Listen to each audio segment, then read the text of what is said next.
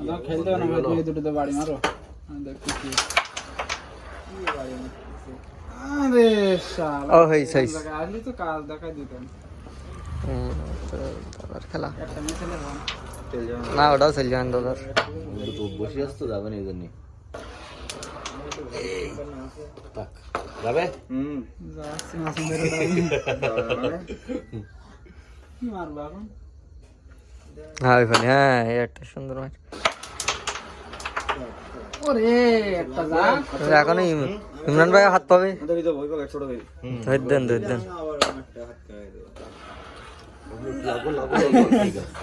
মারো তাক করে